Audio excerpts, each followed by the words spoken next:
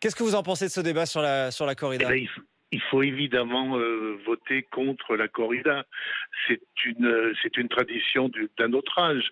Et je crois qu'on ne parle pas assez d'un autre animal qui fait les frais des corridas. Ce sont les chevaux. Parce que bien qu'ils soient caparaçonnés, très souvent les chevaux sont éventrés, prennent des coups de corne par le taureau. Et il y a beaucoup de chevaux qui meurent dans les corridas également. On n'y pense pas assez souvent. Et Pour je vous, dis, moi, c'est de la torture? C'est ce que disait tout oui, à l'heure le patron de la ben oui, SPA? bien sûr que c'est de la torture. Et puis en France, il y a une loi qui dit qu'on ne doit pas torturer un animal.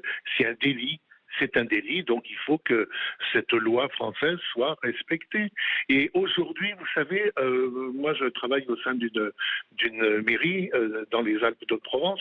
Il y a de plus en plus de villes qui signent des chartes, notamment avec la région sud, en ce qui nous concerne, et Renaud Muselier, pour obtenir des labels ville amie des animaux.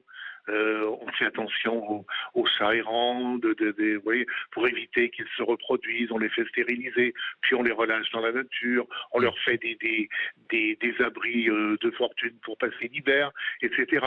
Également, on prend en charge, on demande à des associations de prendre en charge les animaux de compagnie des personnes qui sont hospitalisées, par exemple, pour On un... comprend que le bien-être animal, c'est une préoccupation bien chez vous du sûr, côté de Sisteron. Alors, restez absolument. avec nous, Roberto. On est également avec Julien. Bonjour, Julien. Bonjour.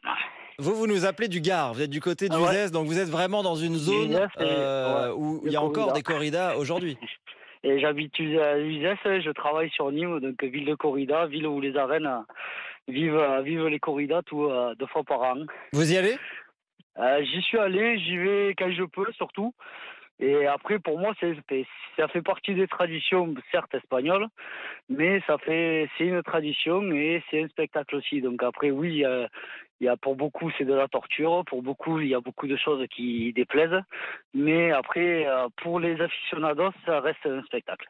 Ça reste un spectacle. Alors, il y a l'argument de la tradition. Vous comprenez autour de la table l'argument de la tradition, Quentin, J'étais Nicolas? tout à l'heure en ligne sur RMC avec le président de la SPA, Ouais. M. Jacques-Charles Fonbonne, qui, lui, ne comprenait absolument pas cet argument de la tradition. D'ailleurs, il nous disait que ce n'était pas du tout une tradition française, c'était une tradition venue d'Espagne, qui a été importée sous Napoléon III, qu'il fallait absolument l'abolir, absolument contre, surtout ce qu'il disait, les mentalités, selon lui, il citait un récent sondage, sont en train de changer. Il y a trois quarts des Français qui sont contre la corrida, y compris, c'est ça qui est intéressant, dans les régions Y tauriques. compris dans ces régions-là, Nicolas? Et puis il donnait un chiffre pour votre invité Quentin spectaculaire, c'est que chez les jeunes, je crois, c'est 91% des Chez moins les de 18-25 ans, ouais. voilà, qui sont contre. Donc c'est une tradition certes, mais c'est une tradition qui est amenée à disparaître. Je suis persuadé que dans quelques années, ça nous paraîtra complètement anachronique.